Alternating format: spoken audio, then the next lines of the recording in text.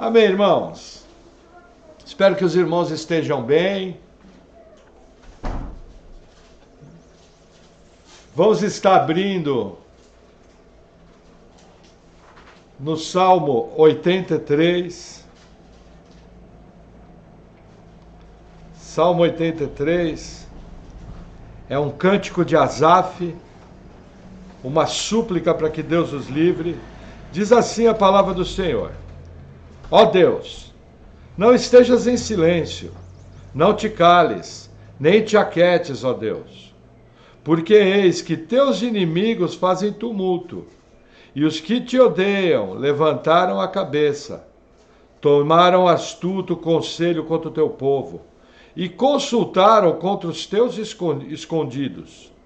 Disseram, vinde, e desarraiguemo-lo, para que não sejam nação, nem haja mais memória do nome de Israel. Porque consultaram juntos e unânimes. Eles se unem contra ti, as tendas de Edom, e dos ismaelitas, de Moabe, e dos agarenos, de Gebal, de Amon e de Amaleque, a Filístia, com todos os moradores de Tiro. Também a Assíria se ajuntou com eles, foram ajudar aos filhos de Ló. Faze-lhes como os midianitas, como a Sísera, como a Jabim, na ribeira de Quizon, os quais pereceram em Endor, tornaram-se como estrume para a terra. Faze aos nobres como a Oreb e como a Zeeb, e a todos os seus príncipes, como a Zebá e como a Zalmuna, que disseram, tomemos para nós casas de Deus em possessão. Deus meu, faze-os como um tufão, como a aresta diante do vento, como o fogo que queima um bosque, e como a chama que incendeia as montanhas. Assim os persegue com a tua tempestade, e os assombra com o teu redemoinho. Encham-se de vergonha as suas faces, para que busquem ao teu nome, Senhor. Confundam-se e assombreiem-se perpetuamente, envergonhem-se e pereçam, para que saibam que tu, cujo nome é Senhor, és o Altíssimo sobre toda a terra. Até aqui. Vamos orar. Senhor, obrigado por tua palavra, obrigado porque tu és um Deus maravilhoso. Estamos aqui porque queremos engrandecer o teu nome, te louvarmos e adorarmos de todo o coração. Senhor, vem com a tua presença enchendo esse lugar. Em nome de Jesus, amém. Amém, irmãos. Vamos ao nosso texto base, Evangelho de Mateus, capítulo 23. Devagarinho estamos avançando, chegando nessas partes tão preciosas da palavra. Evangelho de Mateus, capítulo 23. Versículo 1 diz assim: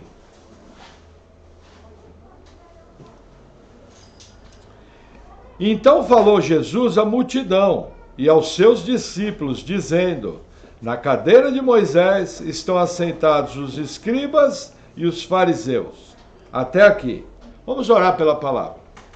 Senhor, nós oramos pela palavra. Eu oro pedindo em nome de Jesus que o Senhor venha me capacitando a transmitir com graça, de maneira bíblica. Senhor, que os meus irmãos possam ter o seu entendimento aberto por Ti, que possam aprender como usar essa palavra em suas vidas pessoais. Vem com o Teu poder nos edificando, Senhor. Em nome de Jesus, amém. Amém, irmãos? Veja, aqui chegamos numa parte importante do ministério de Jesus. Até o capítulo anterior, a Bíblia nos mostra Jesus sendo rejeitado pelos fariseus e rejeitado pelos principais sacerdotes. Aqui o quadro muda. Aqui o quadro se inverte. Jesus começa a rejeitar os líderes judeus e a mostrar aquilo que vai ser feito no futuro, com o juízo em Jerusalém. Então aqui o quadro inverte. Veja, as pessoas têm dificuldades, porque às vezes elas enxergam apenas um lado da cruz, que é o lado da salvação, é o lado do amor, é o lado da redenção. Mas elas esquecem o equilíbrio que existe em Deus. O mesmo Deus que salva, e que salva num ponto, que se fez homem para morrer no nosso lugar, esse mesmo Deus é o mesmo Deus que abre os selos, que ordena o toque das trombetas e que realiza juízo sobre a terra. Então, da mesma maneira que Jesus vem oferecendo o caminho da salvação, pregando, nos ensinando verdades do reino, esse mesmo Jesus muda o diálogo e sobe o tom contra os líderes da época. Lembra que a Bíblia fala que terrível coisa é cair nas mãos do Deus Altíssimo? Então, sempre que eu vou adorar Deus, eu tenho que ter esse doce equilíbrio entre o Deus bom, o Deus de amor, o Deus longânimo, o Deus tardio e irar-se, mas o Deus que não é um Deus de brincadeira, é um Deus sério, que tudo aquilo que ele pretende fazer, ele o faz. E vocês vão ver que o que Jesus vai começar a falar aqui para os escribas e fariseus é extremamente pesado. Amém? Aqui, no versículo 1, vou reler para dar sentido. Então falou Jesus à multidão e aos seus discípulos. Aqui Jesus está falando de uma maneira aberta. Normalmente o que ele fazia? Ele falava à multidão e depois, em particular, ele falava aos seus discípulos. Aqui ele abre o jogo. Está todo mundo ouvindo. Nós estamos aqui na região de Jerusalém, na região do centro, do templo. Então ele está falando para a multidão de maneira aberta. E o que ele nos informa? Olha, na cadeira de Moisés, versículo 2, estão assentados os escribas e os fariseus. O que é estar sentado na cadeira de Moisés? Eram os líderes encarregados do ensino da palavra. Então, quando você vê esse termo cadeira de Moisés, está ligado ao quê? As pessoas nas sinagogas, as pessoas no templo ouviam as pregações sobre o Antigo Testamento. E Jesus mostra, olha, eles estão encarregados de pregar a palavra de Deus. E aí ele continua, versículo 3. Todas as coisas, pois, que vos disserem, que observeis, observai-as e fazei-as, mas não procedais em conformidade com as suas obras, porque dizem e não fazem. Vamos fazer uma pausa aqui. O que é se todas as coisas que dizerem façam? Todas as coisas que estão descritas na lei. A obediência do cristão, ela está vinculada à verdade da palavra, não a preceitos de homens. Um exemplo bem prático, por exemplo, nós tivemos que suspender nossas reuniões presenciais por causa de uma crise sanitária. Amém, o bem comum estava assim. Agora, se o governo vem e fala, vai fechar a igreja, nós não obedecemos. Nós vamos congregar. Entendeu? Vamos pregar a palavra, vamos louvar, vamos ensinar. Por quê? Porque eu só sou obrigado a obedecer à autoridade naquilo que a lei de Deus me manda fazer. Agora, olha que interessante. Jesus faz uma denúncia aqui, falando, olha, os fariseus estão falando para vocês tudo que está na lei, só que eles mesmos não cumprem a lei. Isso é muito comum até hoje. Tem muita pessoa que fala muita coisa do Evangelho e não faz. É só palavra da boca para fora. Inclusive, lideranças evangélicas corrompidas pelo pecado, que do púlpito anunciam uma coisa, mas a vida pessoal é outra. São aves de rapina, que agem da mesma maneira que os fariseus faziam. E como os fariseus faziam? Olha o versículo 4. Pois atam fardos pesados e difíceis de suportar, e os põem aos ombros dos homens. Eles, porém, nem com o seu dedo querem movê-los. Olha que interessante, eu lembro na época da minha conversão, 21 anos atrás, era muito comum igrejas que não tinham televisão. E o que corria no meio evangélico naquela época era o seguinte, que tinha um monte de líder e um monte de irmão que na igreja proibia televisão, mas em casa, dentro do armário, tinha uma TV dentro do armário. E que abria a porta para ver. Entendeu? Da mesma maneira na roupa. Era muito comum naquela época, hoje é bem menos comum. Mas as pessoas se preocuparem demais com a maneira de vestir, com a maneira de se portar. Então, por exemplo, no caso das mulheres, a Bíblia fala. A Bíblia não diz qual é a roupa que uma mulher tem que usar. Mas a Bíblia nos mostra que ela tem que se ataviar em traje idôneo e honesto.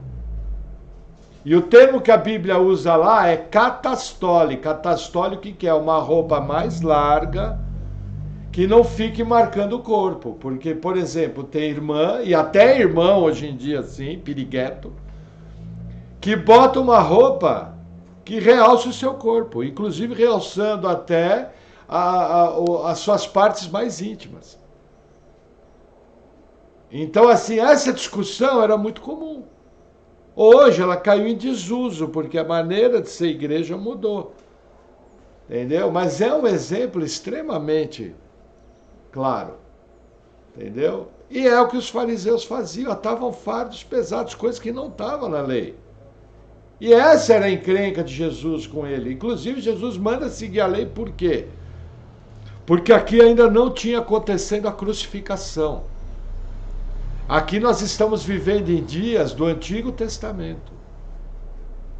O Novo Testamento não começa em Mateus capítulo 1. O Novo Testamento começa em Mateus capítulo 28. Após a crucificação. Até o momento da crucificação é Antigo Testamento. Então Jesus, que não tinha pecado, jamais iria falar para descumprir a lei. Lembra? Uma pessoa que foi curada de lepra? Jesus falou, vai ao sacerdote e faz o sacrifício que tem que ser feito. E a pessoa foi. Por quê? Para cumprir a lei. A lei só iria ser abolida na cruz do Calvário.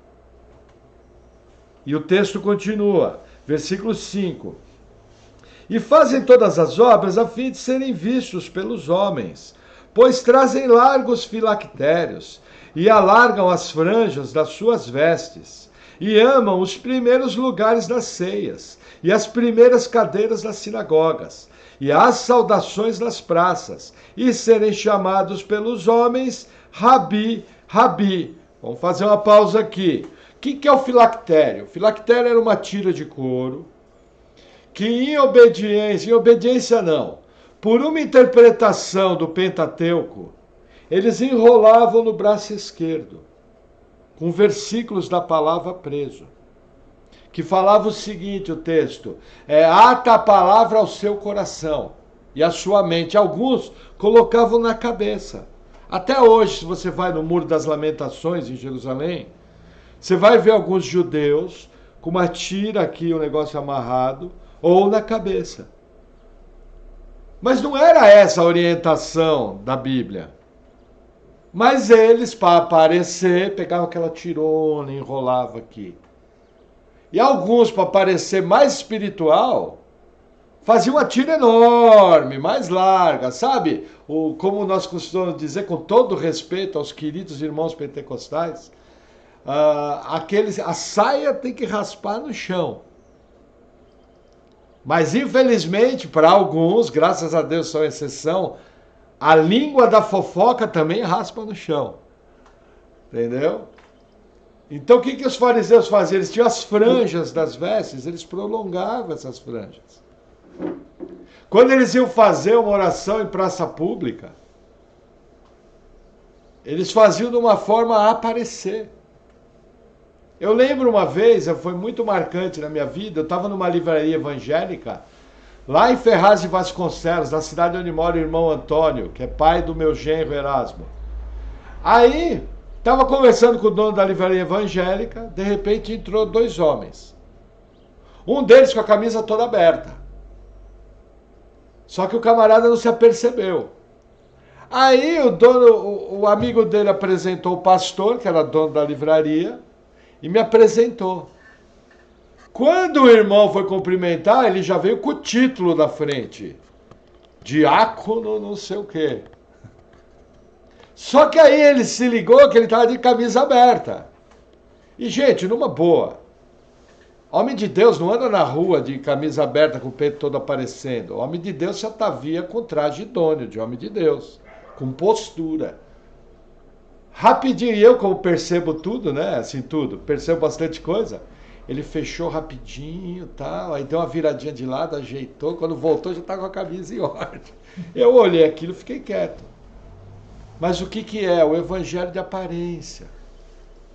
Entendeu? É a pessoa que quer aparecer. Gente, existe igreja que as pessoas lutam para aparecer. Sendo que você deveria lutar para o seguinte, para abrir uma porta de alguma pessoa próxima à sua casa ou próxima ao seu trabalho, para você ir lá pregar o evangelho. Para abrir uma porta para você orar. Para abrir uma porta, de repente, você ter uma reunião de evangelismo. Onde você vai pegar uma família e você vai ser instrumento de Deus para que o evangelho seja pregado ali, sem ninguém ver, sem ninguém reconhecer, apenas o Deus do céu. Você tem que orar para abrir uma porta quando aquele seu parente vem te visitar e você ora por uma cura, e você ora por uma restauração da família, e você ora por um filho drogado que está perdido para as drogas. Isso é o que o crente tem que fazer. Esse é o tipo de ministério que não aparece, mas do qual a igreja é feita. Quando você pega o WhatsApp, você às vezes não pode estar presencial, mas você manda uma mensagem de consolo, você manda uma mensagem de incentivo, você pega alguém que não veio para o culto, você manda uma mensagem, ó fulano, sentimos sua falta ontem. Você sabe que você é importante. Lógico, mulheres com mulheres, homens com homens. Não vá fazer a besteira de você, mulher, mandar uma mensagem para um homem e você, homem, mandar uma mensagem para uma mulher. Tem que ter sabedoria. Lógico que se a mulher for sua mãe, não tem problema nenhum, se for sua irmã. Mas assim, isso é vida cristã. E vida cristã é feita naquele ministério que não aparece. Por exemplo, o ministério infantil tem pouca visibilidade, mas é o ouro da igreja. Por exemplo, arrumar a cadeira, tem visibilidade nenhuma, dá trabalho. Mas você está servindo os irmãos. Então existem várias maneiras de servir, as quais você não aparece. É justamente isso que Jesus está falando. Os fariseus apareciam demais e amavam ser chamados de rabi. Por exemplo, eu não faço questão que me chame de pastor. Por quê? Porque para mim, pastor não é título, pastor é função. Entendeu? Então se eu sou chamado de pastor, tanto é que eu nem me apresento pastor Maurício. Eu não faço questão de falar que eu sou pastor. Mas outro dia aconteceu um fato interessante. Uma pessoa me mandou uma mensagem no WhatsApp, ela tinha que mandar um plano para me analisar. E no fim da mensagem a pessoa mandou: o senhor por acaso tem alguma religião? Aí eu falei: nossa, o que eu vou responder? Eu falei: eu creio que Jesus é o Cristo. Aí a pessoa falou: ah, deu para perceber pelo jeito que o senhor falou, mas eu não falo gíria de crente. Quem conversa comigo, eu não falo gíria de crente. Falei: puxa Deus, legal, a pessoa percebeu que eu era cristão pela minha maneira de portar. Ela ficou desconfiada. Olha, o que essa pessoa tem de diferente? Essa tem que ser nossa postura. Sem nós fazermos força, as pessoas têm que ver que nós servimos a Deus. Porque aquilo que está dentro, que é o Espírito Santo, ele tem que crescer de uma forma tal que você vai transpirar aquilo. Na sua maneira de falar, na sua maneira de agir, na sua postura no trabalho, na sua postura das reuniões familiares. As pessoas têm que olhar a sua vida e ver que ali vai um verdadeiro cristão. Esse é o alvo. Sem ficar pagando uma de religioso. Coisa mais legal que tem no cristianismo. Porque da onde vem o nome cristão? O nome cristão foi usado a primeira vez na igreja de Antioquia, na Síria. Não foi em Jerusalém. E cristão quer dizer pequenos cristos. Então as pessoas viam na vida daquelas pessoas que serviam o Senhor atitudes que eram compatíveis com a fé em Cristo. Amém? Vamos seguir mais um pouquinho, versículo 8. Vós, porém, não sejais chamados rabi. Rabi quer dizer mestre, tá? Porque um só é o vosso mestre, a saber, o Cristo. E todos vós sois irmãos. E a ninguém na terra chameis por vosso Pai. Porque um só é o vosso Pai, o qual está nos céus. Nem vos chameis mestres, porque um só é o vosso mestre, que é Cristo. O maior dentre vós será o vosso servo, e o que a si mesmo se exaltar será humilhado, e o que a si mesmo se humilhar será exaltado. Olha o aviso aqui. O que Jesus está querendo nos dizer? Veja, existe igreja que defende que não tem pastor. Realmente, o pastor da igreja é Jesus Cristo. Realmente, o mestre da igreja é Jesus Cristo. Porém, não importa o nome que eu dou para aquele dirigente. Tem igreja que vai chamar de presbítero, tem igreja que vai chamar de reverendo, tem igreja que vai chamar de ancião, tem igreja que vai chamar de cooperador. Entendeu? Não importa o nome. Todos nós servimos a Cristo. O que as pessoas fazem? Pega uma passagem como essa, que está mostrando o quê? Na igreja, a verdade de Cristo é que controla a igreja. Uma igreja bíblica tem que transmitir o que Cristo ensinou. Tem que transmitir os ensinos. Pega uma verdade como essa e reduz ela ao título. Eu lembro uma vez que eu cruzava um querido irmão, me apresentaram, a cliente falou, olha, ele é pastor. Eu falei, mais um que falou que era pastor. Entendeu? Eu não queria que falasse que era pastor, mas ela falou. Aí cumprimentei um senhor de mais idade. O que os mais jovens têm que fazer? Tratar os mais velhos com o maior respeito, ainda mais sabendo que é um irmão. Falei, nossa, e o irmão congrega onde? Ele falou, eu congrego na igreja que tem o único pastor. Até impostou a voz para falar, eu já ganhei a fita. Entendeu? Eu falei, é verdade, na igreja só existe um único pastor, Jesus Cristo. E já desmontei. E para mim já encerrou o assunto ali. Porque a maneira que ele respondeu na forma de me agulhar. Entendeu? Só que ele esperava outra resposta. E eu falei, é verdade. Entendeu? Mas assim, a pessoa que vem com esse espírito já não tem como conversar. Porque, gente, todo mundo sabe que o mestre e pastor da igreja é Jesus Cristo. Porém, todo mundo sabe que é necessário ter um dirigente, não importa o título que ele tenha. Ele está lá para servir, para ensinar as verdades de Cristo, capacitado pelo ministério do Espírito Santo. Porque sem o Espírito Santo é impossível ensinar a palavra de Deus. Amém? Não entrem nessa de título. Deus deve levantar alguns aqui no ministério. Não entre em título, fuja disso. Título. Para vocês terem uma ideia, eu preciso até fazer uma carta para minha credencial de pastor. Porque tem hospital que precisa você ter uma carta de apresentação. Entendeu? Porque nem credencial eu tenho. Nunca quis fazer. Entendeu? Tanto é que uma vez fui visitar um hospital e aí o segurança falou, olha, vai precisar de credencial. Eu falei, posso conversar com a pessoa? Pode. Aí eu falei, olha, eu sou pastor da Igreja Batista Pátria, daí vim fazer uma visita aqui. Ah, tá bom, pode entrar. Falei, tá vendo? Deus no negócio. Entende? Sem documento, sem nada. Mas se a pessoa dissesse que não, tranquilo. Mas, gente, fuja de título. Nós temos que servir a Deus. Amém? Versículo 13 continua. Mas ai de vós, escribas e fariseus, hipócritas, pois que fechais aos homens o reino dos céus. Nem vós entrais, nem deixais entrar aos que estão entrando. Gente, a palavra hipócrita aqui tem um sentido muito maior dessa época. Hoje, hipócrita para você é quem tem duas caras. Na verdade, é correta essa interpretação, mas essa palavra vem do teatro. Na época, o teatro era com máscaras. Mas o que Jesus está querendo dizer aqui é o seguinte, que eles representavam um personagem.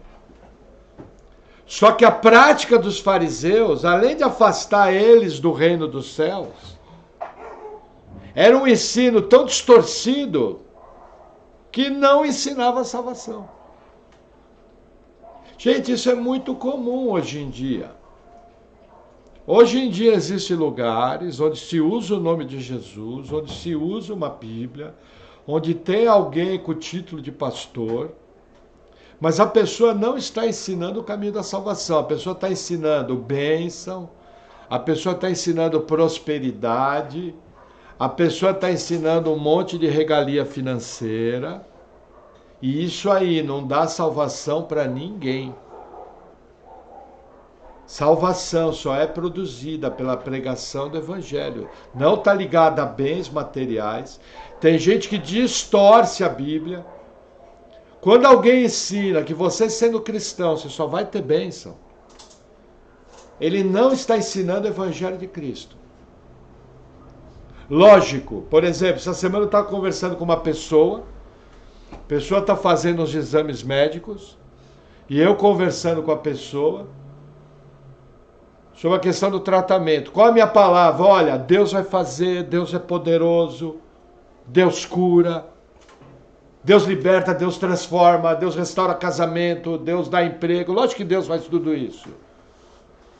Mas isso é uma palavra de exortação e consolo para aquele momento. E temos que falar isso, mas isso é coisa do nosso dia a dia. Está conversando com alguém, por exemplo, uma amiga sua, ela falou, meu casamento é destruído. Você pode olhar bem nos olhos dela, bem dentro dos olhos dela e falar, olha, Jesus Cristo restaura casamento. Isso é evangelho. Agora, salvação é a pregação da palavra. Entendeu? Então nós precisamos entender isso. Você não está aqui por causa de bênção, você está aqui porque Jesus te salvou. Porém, o mesmo Deus que te salvou é o Deus do milagre, é o Deus do impossível, é o Deus que liberta, é o Deus que cura instantaneamente. É o Deus que faz com que uma pessoa tenha um tumor num exame e no outro exame não tem nem traço do tumor. Milagrosamente salva, a cura. Entendeu? Agora, o evangelho é muito mais amplo do que simples bênçãos. Quem vai para a igreja atrás de bênçãos não pode permanecer atrás de bênçãos, tem que ir atrás da salvação e ficar lá porque foi salvo. Amém? Versículo 14 continua.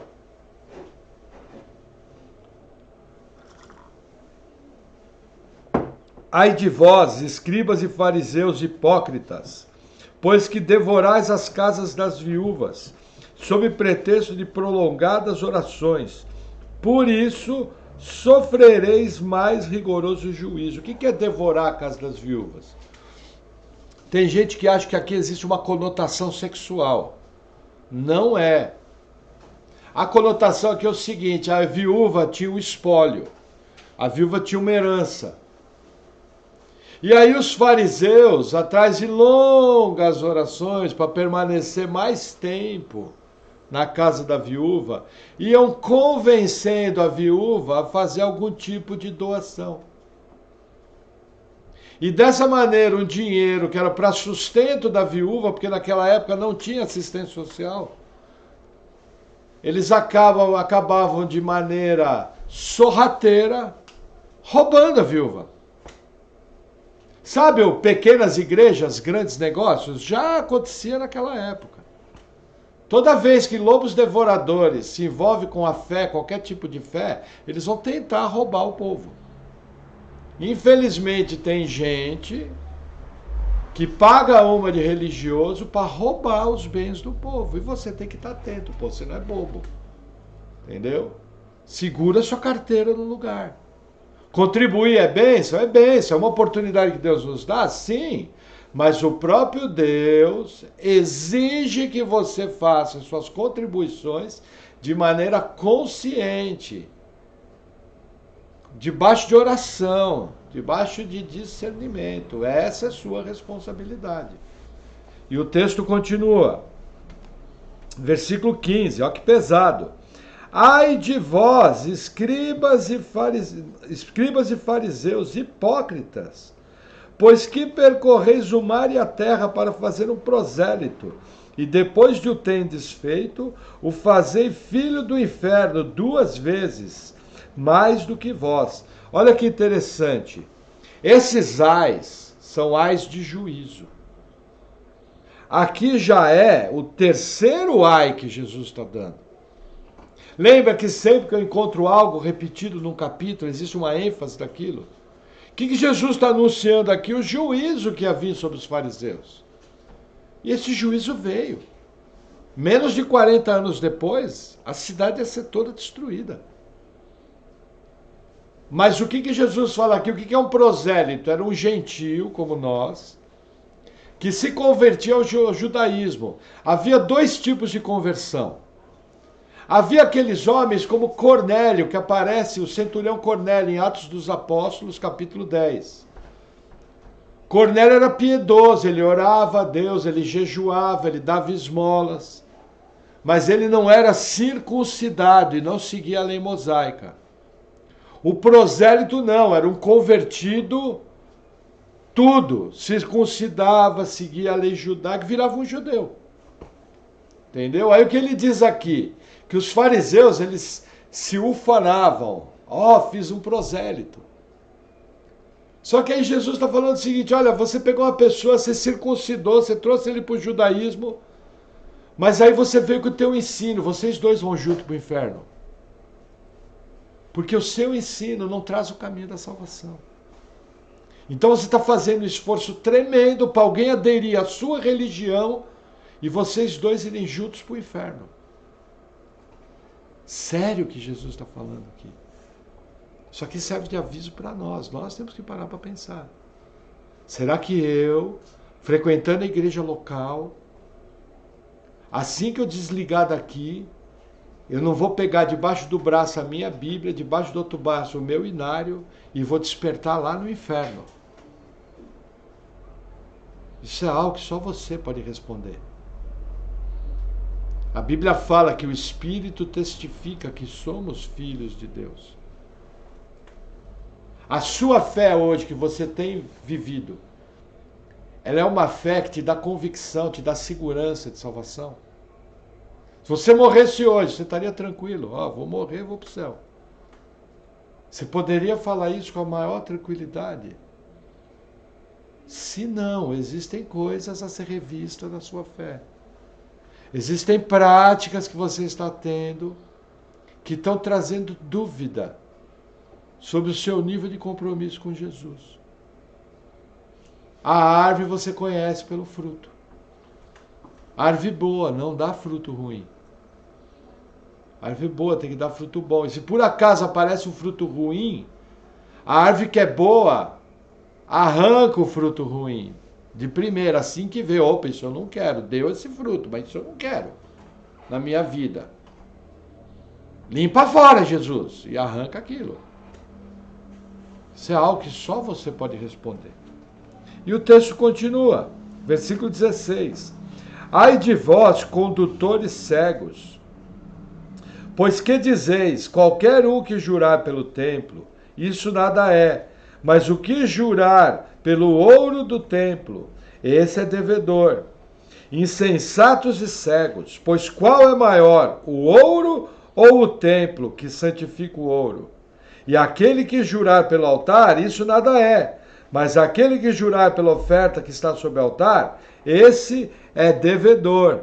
Insensatos e cegos, pois qual é maior, a oferta ou o altar que santifica a oferta? Vamos fazer uma pausa aqui.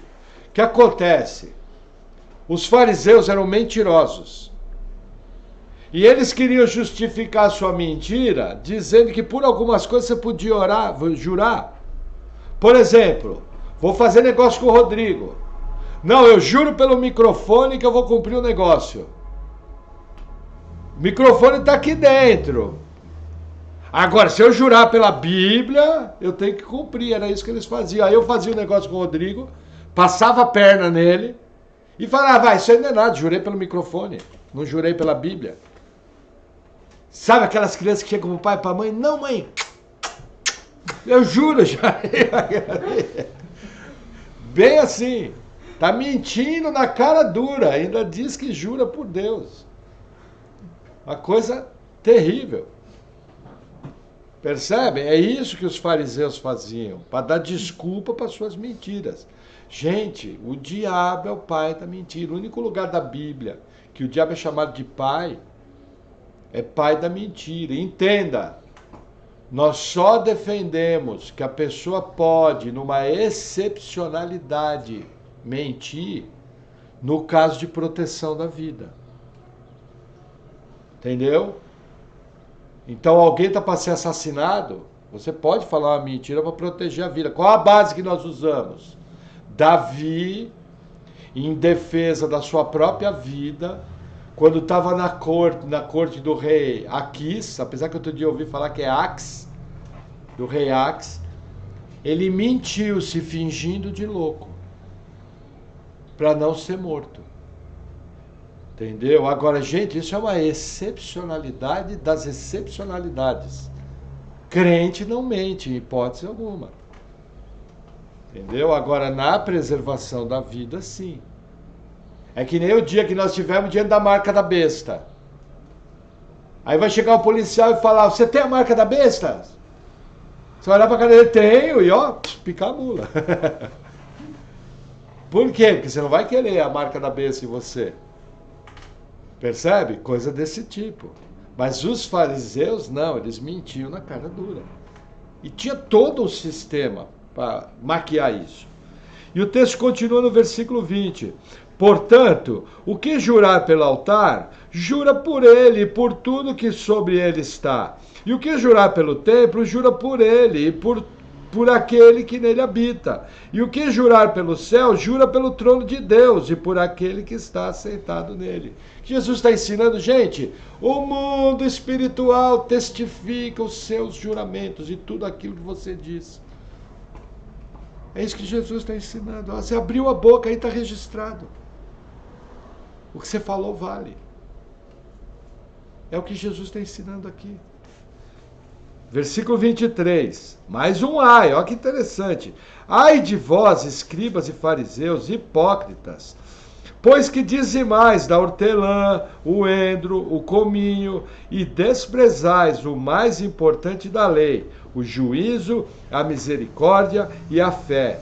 Deveis, porém, fazer essas coisas, e não omitir aquelas, condutores cegos, que coais um mosquito e engolis um camelo. Vamos começar pelo final. O que acontece? A coleta de água era feita em cisternas ou em vasos. O mosquito era um animal impuro. Se ele caía na água, contaminava. Então o que acontece? Qualquer pessoa que queria tomar uma água limpa ia tirar os insetos. Só que o camelo era o maior animal da região. E também era impuro. Então o que Jesus está falando? Olha, vocês ficam tentando se livrar de tudo quanto é tipo de impureza. E aí você fica pegando as coisinhas, a minúcia, a maneira que limpa a mão, a maneira que você dá um nó, uma tarefa de sal, vocês ficam inventando um monte de coisa. Só que aí vocês estão engolindo um camelo de impureza. Porque vocês dão o dízimo das mínimas coisas. Da hortelã, do cominho, do endro, que era praticamente insignificante. Só que vocês esquecem o principal aspecto da lei, que é a misericórdia, o amor a Deus, ter um coração correto. Então, quando vocês vão servir a Deus, até com os dízimos, nessa época que dízimo era obrigatório para o povo de Israel, vocês têm que fazer isso com o coração correto. Tem gente que quer usar esse versículo para justificar dízimo hoje. Gente, ó, do dízimo hoje nós podemos usar duas coisas. O nome e, se a pessoa quiser, o valor, 10%. Só. Mas não é nada. Por exemplo, eu lembro que tinha uma irmã aqui na igreja e aquela irmã gostava muito de contribuir. E aquela irmã contribuía 10% de dízimo, não sei exatamente, mas me parece que 10% de oferta. E ainda ela dividia o mês por 30 dias. E dava um dia do salário dela como primícias, porque ela aprendeu num lugar assim. Aí quando eu vi aquilo, eu chamei aquela irmã para conversar. Falei, ó, irmã, acontece o seguinte, deixa eu explicar para você. Eu tenho visto que a irmã faz isso, faz aquilo, faz aquilo. Olha, a irmã não é obrigada a fazer isso. Novo Testamento é oferta. Deixa eu te explicar. E fui pegando texto por texto, mostrando o que era primícia, mostrando o que era o dízimo, mostrei o dízimo do estrangeiro, mostrei o Novo Testamento. Falei, ó, hoje, se você quiser, você pode dizimar por causa do valor. Ó, é um padrão que eu gosto de usar. É um padrão que a gente sabe que nunca empobreceu ninguém e que nas igrejas que são corretas é mais do que o suficiente para o sustento da igreja. Mas a pessoa faz aquilo porque ela quer. Entendeu? Por exemplo, tem uma pessoa hoje, deixa eu só acabar de contar essa história. Aí expliquei tudo para a irmã, falei, você entendeu? Entendi. No mês seguinte que ela fez, deu dízimo, deu oferta e deu primícia.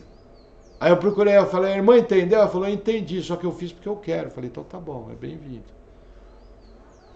E acabou, não se discute mais, ela tem essa liberdade, o dinheiro é dela. Entendeu? Só que ela passou a saber que ela não estava fazendo aquilo por obrigação. Ela estava fazendo aquilo porque ela queria. Da mesma maneira que tem irmão aqui na igreja que gosta de dizimar, fiz a mesma coisa. Entendeu? A pessoa gosta de separar o dízimo dela e dar, se sente feliz assim, amém. Mas tem que saber que não é obrigatório. Tem que saber que nós estamos debaixo da lei do amor. Entendeu? O que é muito mais difícil, né? Porque para você mexer na sua carteira sem obrigação, o seu relacionamento com o dinheiro às vezes é exposto. Tem gente que tem uma dificuldade imensa de botar a mão na carteira. E é algo que tem que ser pensado. É algo que tem que ser avaliado, entendeu? Veja, tirei a obrigatoriedade, tirei. Então tá bom, legal, não boto mais a mão no bolso. Isso é o quê? Avareza. Avareza é o quê? É pecado. E você está perdendo a oportunidade de seguir 2 Coríntios 9 e ter uma boa semeadura para semear mais ainda. Isso é bíblico. Quando você contribui, você está fazendo uma semeadura. E Deus te aumenta a semeadura para que você abençoe mais a igreja e seja mais abençoado. Mas eu faço isso, ó, coraçãozinho limpo. Sem ficar com medo do capeta, o devorador. Quebrou copo na casa, é o devorador. Esse texto aqui não serve para sustentar dízimo hoje em dia. Qualquer igreja séria vai chegar para você e falar, irmão, nós recebemos dízimo. Mas dízimo é uma ferramenta do Antigo Testamento. Novo Testamento é oferta. Livre, espontânea e abundante. Isso é o Novo Testamento. Amém? Vamos seguir mais um pouquinho. Versículo 25. Ai de vós, escribas e fariseus, hipócritas, pois que limpais o exterior do copo e do prato, mas o interior está cheio de rapina e de intemperança. Fariseu cego, limpa primeiro o interior do copo e do prato, para que também o exterior fique limpo. O que acontece? Até hoje em Israel existe todo um sistema de lavagem. Gente, a lei tinha todo um sistema sanitário dentro dela, excelente, que protegia o povo, a saúde do povo. Mas os fariseus levaram isso ao extremo. E eles têm esse regime de limpeza como se fosse uma religião. Só que aí Jesus fala o quê? Vocês estão limpos por fora e podres por dentro. Vocês estão malucos? Vocês perderam a noção? É isso que Jesus está denunciando aqui. Sabe o evangelho de aparência? E aí, irmão, tudo beleza? Estamos na plenitude da bênção, irmão. Até imposta a voz. Aí você vai ver o cara no trabalho, passa uma menina, o cara perde os olhos. Aí ele vê que você tá olhando, ó, irmão, imagina que absurdo. Cara, não olha pra menina.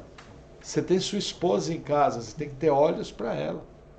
Ah, mas eu não tenho esposa, então agora você vai ter olhos para Jesus.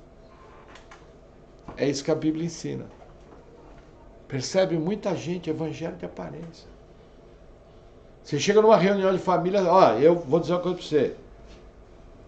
Tem reunião que eu ouço, que se pedir para o crente orar, alguns crentes eu levo um travesseiro e fico dormindo. Para mim fala um monte de coisa, não quis dizer nada. Porque faltou coração. Sabe aquela oração? Alguém vai fazer aniversário. Aí um levante e ora, Senhor, pelo beneplácito da tua vontade, nós vemos diante de ti com os nossos pecados. Aí você já pega o travesseiro. Não é assim? Aí levanta o irmãozinho muito simples, Senhor, obrigado, porque até aqui o Senhor nos trouxe com saúde. Senhor, obrigado porque foi da tua vontade, essa pessoa está aqui no nosso meio, na tua família. Aí você vê coração. Você quer conhecer a teologia de uma pessoa? Presta atenção como ela ora. Tudo que ela crê vai vir à tona. Tudo que ela acredita vai vir à tona. Se começar eu decreto, eu determino, isso aí precisa voltar para a escola bíblica dominical. Presta atenção à maneira que as pessoas oram, você vai ver qual é o relacionamento dela com Deus. Entendeu? Você vai ver o que está no coração. É isso que Jesus está denunciando aqui. Foge de aparência. Lógico, acabamos de falar de roupa, de maneira de vestir, maneira de portar, maneira de falar. O crente tem que ter isso. Eu até sou um pouco mais chato, acho que o crente tem que ter reverência. Não pode se dirigir ao nome de Deus de maneira errada. Como tem gente que faz hoje em dia. Ah, Deus é o cara. O cara, dou-lhe uma porrada na orelha. Não vai falar o cara do meu lado que é perigoso levar um cutucão. É o Deus Todo-Poderoso, o Santo de Israel, o Eterno. Você tem que ter respeito com Deus. Mas, tirando isso, aquele respeito com o nome do Senhor, você tem que expor seu coração de maneira bíblica. Amém? Vamos seguir mais um pouquinho, ó. Mais um ai, 27. Ai de vós, escribas e fariseus hipócritas, pois que sois semelhantes aos sepulcros caiados, que por fora realmente parecem formosos, mas interiormente estão cheios de ossos de mortos e de toda imundícia. Assim também, vós exteriormente pareceis justos aos homens, mas interiormente estáis cheios de hipocrisia e iniquidade. Olha que interessante. Eles enterravam os mortos fora de Jerusalém. E eles pintavam de branco para quê? Para as pessoas identificarem que era um túmulo e não pisarem no túmulo, e em pisando no túmulo levasse impureza para dentro da cidade. Só que não adiantava nada. Por quê? Porque a impureza estava dentro deles. Dentro dos fariseus tinha morte, iniquidade, falta de temperança, tudo isso. Então esse exemplo do sepulcro, gente, não tem nenhum problema. Por exemplo, se você vai no túmulo de Jonathan Edwards, nos Estados Unidos, talvez o maior pastor da história dos Estados Unidos, você vai ver um túmulo bem feito, arrumadinho, bonitinho.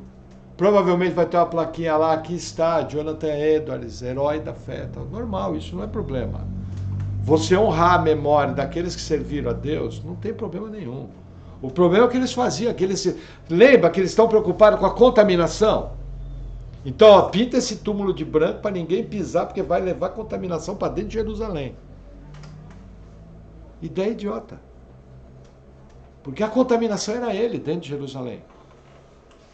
Mas Jesus prossegue, ó, o 29, mais um ai.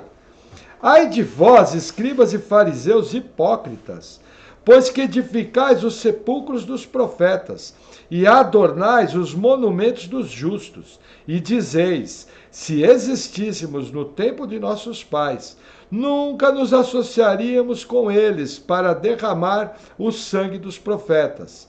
Assim, vós mesmos testificais que sois filhos dos que mataram os profetas. Enchei vós, pois, a medida de vossos pais. Serpentes, raça de víboras, como escapareis da condenação do inferno? Vamos fazer uma pausa aqui. Qual é a história? Eles falavam o seguinte: se nós tivéssemos vivido na época dos profetas, a gente não teria matado os profetas. Só que veja, eles tinham acompanhado o conselho para matar quem? Jesus.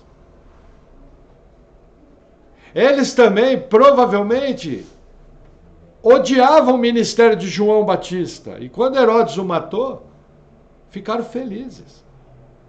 Entende o que Jesus está falando aqui? Olha, vocês estão dizendo que vocês são filhos de assassino de profeta. Só que vocês estão achando que vocês são melhores dos que passaram, dos que vieram antes de vocês. Olha o que Jesus fala no 34. Olha aqui como Jesus desbanca eles. Portanto, eis que eu vos envio profetas, sábios e escribas. A uns deles matareis e crucificareis, e a outros deles açoitareis nas vossas sinagogas, e os perseguireis de cidade em cidade, para que sobre vós caia todo o sangue justo que foi derramado sobre a terra, desde o sangue de Abel o justo, até o sangue de Zacarias, filho de Baraquias, que matastes entre o santuário e o altar. Em verdade vos digo que todas essas coisas hão de vir sobre essa geração. Vamos começar. Quem é Abel? Primeiro mártir da história. Foi morto por quem? Por Caim. Quem é Zacarias? O último grande profeta antes de João Batista, que foi morto. Aonde ele foi morto? Dentro do templo. Como é que a gente sabe que foi Zacarias? Porque você vai em Zacarias, capítulo 1, você vai ver. Zacarias, o profeta, filho de Baraquias. Entendeu?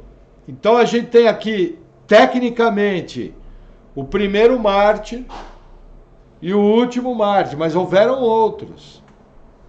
Entendeu? Aí o que Jesus está falando? Ele termina falando sobre essa geração. Vai recair todo o juízo. Quando aconteceu isso? 70 depois de Cristo. O Marechal Tito sitia Jerusalém. Morrem 1,5 milhão de judeus. A cidade é queimada, é destruída. E quem sobreviveu é levado espalhado pelo mundo. Para voltar só quase 2.000 anos depois. Entendeu? Veja, Jesus não está falando de maldição hereditária. Tem gente que quer defender maldição hereditária em cima desse texto. Jesus está falando o seguinte, ó, ele se identifica como Deus. Olha o 34 como ele fala, portanto, eis que eu vos envio profeta. Quem pode enviar profeta? Deus. Então Jesus falando, olha, eu mandei os profetas, eu mandei os mensageiros, vocês foram matando todo mundo. Vocês são um povo rebelde, vocês são um povo que me rejeita. Vocês são um povo que a todo momento pula fora da minha verdade. Sabe o que vai acontecer? Essa geração, o juízo vai vir sobre vocês de uma forma tal que nunca veio. Porque eu vou destruir Jerusalém, vou tirar vocês daqui. E aí agora eu que estou falando, vocês vão ficar 2.000 anos fora, até que a palavra profética vai se cumprir de novo. Não é nada de maldição hereditária. Na verdade, é uma consequência natural da rebeldia do povo. Lembra, até aqui, os líderes rejeitaram o Messias. Aqui o Messias está rejeitando ele. Ai de vós, escribas e fariseus. Percebe que mudou? Jesus vem com um discurso duríssimo. Entendeu? Desbancando toda essa turma. E se cumpriu. E aí, para encerrar, versículo 37... Jesus fala o seguinte, Jerusalém, Jerusalém, que mata os profetas e apedrejas os que te são enviados.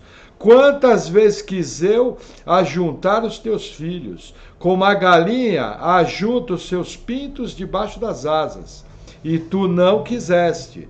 Eis que a vossa casa vos é deixada deserta, porque eu vos digo que desde agora não me vereis mais, até que digais, bendito o que vem em nome do Senhor. O que Jesus está falando aqui? Ele faz uma citação do Salmo 118, dizendo o seguinte: essa geração está me rejeitando agora, na minha primeira vinda, na minha segunda vinda. Isso é descrito em Romanos 11. Israel vai crer no Messias. Vai ter povo salvo, não todos, mas vai ter gente salva. Vai ouvir a pregação do Evangelho e vai crer. Isso já acontece hoje, tem acontecido em toda a história. Mas vai se acentuar no futuro. Nós entendemos que no futuro um maior número de judeus vai responder à pregação do Evangelho para cumprir essa profecia. Até que vai chegar no auge, que é a volta de Jesus, em que eles vão falar, bendito que vem em nome do Senhor. Agora veja que interessante essa citação. Jerusalém, Jerusalém que mata os profetas. Tem muita gente que distorce ela, porque olha que interessante. Deus fala, quantas vezes eu quis ajuntar-te, e vós não quisestes. Jesus falou isso? Falou. Agora veja que interessante, a gente não ensina que a gente é salvo pela graça. E essa graça é irresistível, não tem como resistir. Não é uma boa pergunta, Moisés? Não sei se vocês sabem, existe a doutrina da graça irresistível. O que essa doutrina ensina? Que tudo que Deus quer fazer, Ele faz. E que Deus determinou no passado que você ia ser salvo. Então, você querendo, você não querendo, Ele jogando você na parede ou não, você vai ser salvo. Isso a gente chama de uma maneira, esse exemplo grotesco, de graça irresistível. Como conciliar as duas coisas? Jesus está falando que Ele quis ajuntar Jerusalém, eles não quiseram. Mas em outros textos, Jesus nos ensina o seguinte, que ninguém pode resistir a Ele. Como juntar os dois textos? É muito simples. Toda vez que o Evangelho é pregado, existe um chamado sincero ao arrependimento. Existem coisas que fazem parte da bondade de Deus. Deus anuncia o Evangelho, Deus anuncia o juízo, Deus anuncia boas novas. Deus dá chuva para todo mundo, Deus dá comida para todo mundo, Deus dá o que vestir. O mundo até agora não acabou por causa da bondade de Deus, senão já tinha apertado o botão vermelho. Isso faz parte do caráter de Deus. Deus quer o nosso bem? Sim. Mas existem duas verdades. O mesmo Deus que quer o nosso bem é o Deus que tem que executar o juízo sobre o pecado. Essa é uma verdade. Segunda verdade, essas coisas que fazem parte do caráter bondoso de Deus só vão se cumprir nas situações que Ele soberanamente determina. Quer um exemplo disso? A minha vida e a sua. Então, sempre que o Evangelho é pregado, existe um apelo sincero. Mas só vão responder os eleitos. Só vão responder aqueles que, capacitados pela graça, vão nascer de novo. E como consequência ao novo nascimento, vão amar a Deus. E como consequência a esse amor a Deus, vão servi-lo até o fim. Então não tem nada a ver uma coisa com a outra.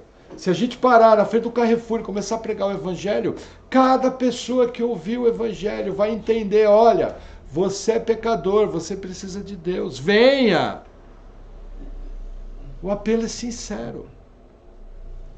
Só que como Jesus fala no Evangelho de João, só podeis vir a mim aqueles que o Pai do céu trouxer. Por quê? Porque a gente sabe pela Bíblia que salvação é milagre. Pela graça sois salvos, mediante a fé. E isso não vem de vós, é dom de Deus, para que ninguém se glorie. Dessa maneira, Jesus encerra talvez o pior discurso que ele fez. E aqui ele começa a se preparar para iniciar o último discurso no Evangelho de Mateus, começa em capítulo 24, onde ele vai anunciar o juízo sobre Jerusalém de uma maneira clara e vai anunciar os fatos da sua segunda vinda, mostrando aquilo que ele vai fazer no futuro. Dessa maneira, Jesus aqui está encerrando praticamente seu ministério público e está indo para momentos derradeiros. Já pensou que sério, se você tivesse no grupo desses fariseus? Ó, falar uma coisa para você, nem eu nem você somos melhores que eles, tá? Se nós tivéssemos vivido na época de Jesus, e se naquela época a graça de Deus nos atingisse, nós íamos ser igual aos fariseus. Você só está aqui porque Deus foi misericordioso e te salvou e te deu esse presente. E está te mantendo no caminho. E mantém a graça dele te sustentando.